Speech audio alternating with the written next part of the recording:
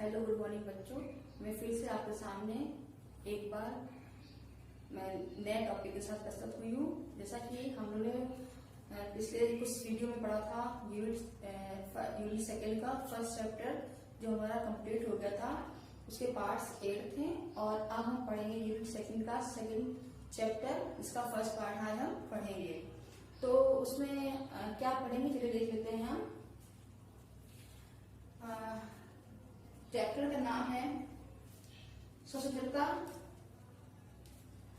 न्याय, समता एवं बंधुत्व की संवैधानिक वचनबद्धता के संदर्भ में शिक्षा के उद्देश्य। ये हमारा टॉपिक है। जैसा कि आप लोग जानते हैं कि शिक्षा आयोग 3 प्रकार की बनी थी, विश्वविद्यालय शिक्षा आयोग और माध्यमिक शिक्षा आयोग और एक शिक्षा आयोग। तो आज हम तो सबसे पहले पढ़ेंगे क्या, विश्वविद्यालय शिक्षा आयोग पढ़ेंगे।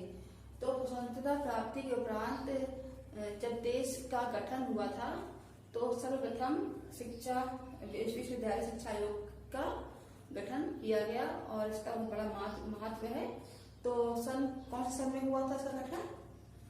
इसका गठन हुआ था 1948 से 49 में इसका गठन हुआ था। इसका विश्वविद्यालय आयोग का गठन किया गया था किस कौन से सन में? 1948 से 1949 में किया गया था। और इन्होंने अपने गठन में क्या विचार दिए कि इनका क्या विचार था कि शिक्षा की तरफ, तो चलिए देख लेते हैं। इनके शब्दों में है ज्ञान मतलब अधिगम के प्रसार, नवीन ज्ञान के लिए सतत खोज, मतलब नवीन ज्ञान के लिए नई खोज या नई दिशा की ओर खोज, जीवन के अर्थ को साधने में सतत प्रयास, मतलब जब जीवन के अर्थ को साधने में सतत प्रयास। जब जीवन का जो अधिगम हो जाएगा, जब कोई इंसान ज्ञान प्राप्त कर लेगा तो क्या कर पाएगा, वो जीवन के अर्थ को समझ पाएगा और उसको साधने और उसको सुधारने के नए प्रयास कर पाएगा। अपने समाज की व्यवसायिक आवश्यकताओं की संतुष्टि के लिए व्यवसायिक शिक्षा का प्रावधान उच्च शिक्षा के महत्वपूर्ण कार्य हैं।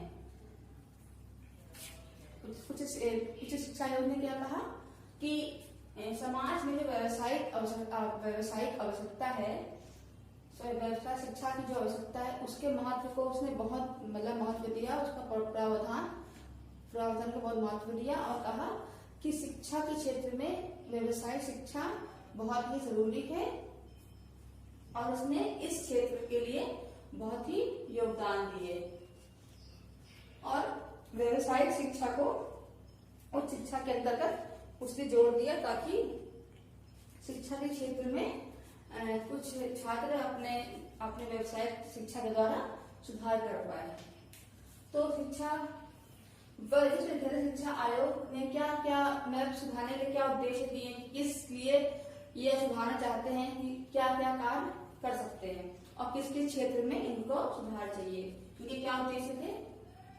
इनके उद्देश्य इस प्रकार के हैं बच्चों, ये हम हेडिंग ना पढ़ के पॉइंट्स में पढ़ेंगे क्योंकि पॉइंट्स में ही है। तो पहला क्या है, चलिए समझ लेते हैं। विश्वविद्यालय शिक्षा को ऐसे व्यक्तियों का निर्माण करना चाहिए जो राजनीति, प्रशासन, व्यवसाय, उद्योग और वाणिज्य आदि के क्षेत्र में नेतृत्व प्रदान कर सके। मतलब विश्वविद्यालय का उद्देश्य क्या था? पहला कि हमें ऐसे व्यक्तियों का निर्माण करना चाहिए शिक्षा द्वारा जिससे राजनीतिक क्षेत्र, प्रशासन क्षेत्र, व्यवसाय क्षेत्र और क्या उद्योग और वाणिज्य क्षेत्र में हमें कुछ नए नेतृत्व प्रदान हो और उस क्षेत्र को हम बढ़ा सके। उसके बाद दूसरा पॉइंट क्या है, इस शिक्षा द्वारा छात्रों में ऐसे गुणों का विकास किया जाना चाहिए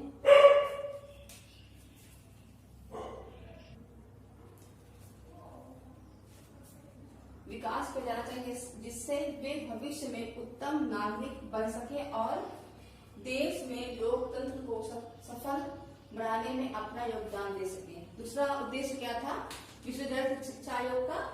उनका कहना था कि इस शिक्षा द्वारा छात्रों में ऐसे गुणों का विकास किया जाना चाहिए, मतलब शिक्षा ऐसी होनी चाहिए जो उनके गुणों का बहुत अच्छे से विकास करे, जिससे वे भविष्य में उत्तम नागरिक बन सके। मतलब जिससे शिक्षा के प्रदान करने के बाद वो भविष्य में एक अच्छे नागरिक के रूप में समाज में आए और क्या कैसे और देश में लोकतंत्र को सफल बनाने में अपना योगदान दे सके। मतलब देश में जो लोकतंत्र की भावना स्थापित हो चुकी थी इसको सफल बनाने में और आगे बढ़ाने में अपना योगदान दे सके।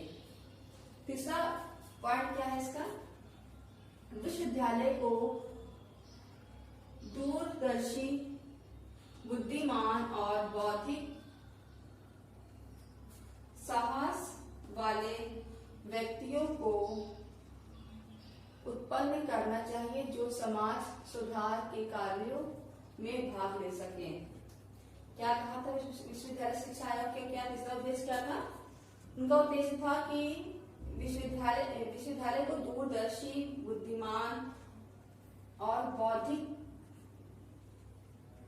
साहस वाले व्यक्तियों को उत्पन्न करना चाहिए। मतलब व्यक्ति, उनका कहना था कि शिक्षा के द्वारा हमें दूरदर्शी मतलब बहुत दूर तक सोचने वाले व्यक्ति, बुद्धिमान, दिमाग से बहुत बुद्धिमान और बौद्धिक साहस मतलब बौद्धिक साहस वाले व्यक्तियों का उत्पादन करना चाहिए, उत्पन्न करना चाहिए जो समाज सुधार के कार्यों में भाग ले सके।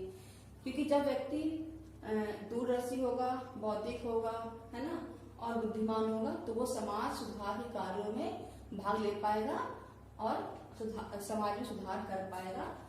इनका तीसरा उद्देश्य ये था। चौथा उद्देश्य क्या था? विश्वविद्यालयों को अपने छात्रों के मानसिक एवं शारीरिक विकास दोनों पर समान रूप से ध्यान देना चाहिए। विश्वविद्यालय आयोग का कहना था, उनका ये उद्देश्य भी था कि इन सब चीजों के साथ साथ हमें अपने छात्रों के मानसिक और शारीरिक मतलब मानसिक दिमाग से एकदम फुर्तीले और शारीरिक शरीर से भी एकदम फुर्तीले दोनों प्रकार के विकास पर क्या करना चाहिए? ध्यान देना चाहिए, ताकि उनका दोनों प्रकार से विकास हो, जिस प्रकार समाज का भी विकास हो सके। पांचवा क्या है? विश्वविद्यालय शिक्षा का मुख्य कार्य छात्रों का चारित्रिक उत्थान करना होना चाहिए। मतलब विश्वविद्यालय का कहना था कि जब शिक्षा आयोग का उद्देश्य भी था कि जब हम छात्रों का बौद्धिक विकास करेंगे, छात्रों को हर क्षेत्र में अच्छा बनाएंगे, तो क्या है उसके साथ साथ छात्रों के चारित्रिक विकास, चरित्र का उत्थान भी करना चाहिए, जिससे वो एक मिसाल बन सके और समाज में कुछ ना कुछ ऐसा करके जाए जो मतलब समाज के लिए अच्छा हो। तो इस कारण विश्वविद्यालय शिक्षा का मुख्य कार्य छात्रों का चारित्रिक विकास या चारित्रिक उत्थान करना भी होना चाहिए। छठा क्या है? विश्वविद्यालय शिक्षा आयोग द्वारा छात्रों में विश्वबंधुत्व की भावना का विकास किया जाना चाहिए। विश्वविद्यालय आयोग का उद्देश्य यह भी था कि सब चीजों के साथ साथ छात्रों में विश्वबंधुत्व मतलब विश्व में एकता की भावना का विकास भी करना चाहिए, ताकि वो एक दूसरे से बंधे रहें और उनमें भेदभाव ना रहे और विश्व में एकता बनी रहे, इससे समाज का विकास हो, देश का विकास हो। सातवां लास्ट पॉइंट क्या है बच्चों? संविधान में वर्णित समानता, स्वतंत्रता एवं बंधुत्व के आदर्शों का संरक्षण करना भी विश्वविद्यालय शिक्षा का उद्देश्य होना चाहिए। विश्वविद्यालय का उद्देश्य ये भी था कि संविधान में वर्णित समानता मतलब संविधान में जो भी समानता का उद्देश्य दे रखा है, समानता को बताया गया है, स्वतंत्रता को बताया गया है, बंधुत्व को बताया गया है कि आदर्श है, क्योंकि कौन कौन से आदर्श हैं उसका भी संरक्षण मतलब उसके विषय में भी शिक्षा देनी चाहिए, ताकि विश्वविद्यालय का उद्देश्य तो उद्देश्य होना चाहिए किस लिए?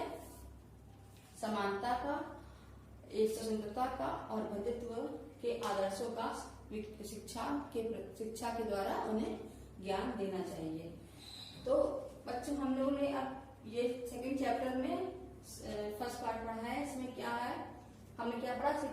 विश्व शिक्षा आयोग कब स्थापित हुआ और उसके क्या शब्द थे शिक्षा के प्रति, और उनके हम लोग ने उद्देश्य को समझा और पढ़ा, और ये मेन उद्देश्य इनके हैं। और आप इन सब उद्देश्यों को समझ लीजिए, पढ़ते रहिए और आगे बढ़ते रहिए। फिर हम मिलते हैं नेक्स्ट वीडियो में नेक्स्ट टॉपिक के साथ। Okay, good bye.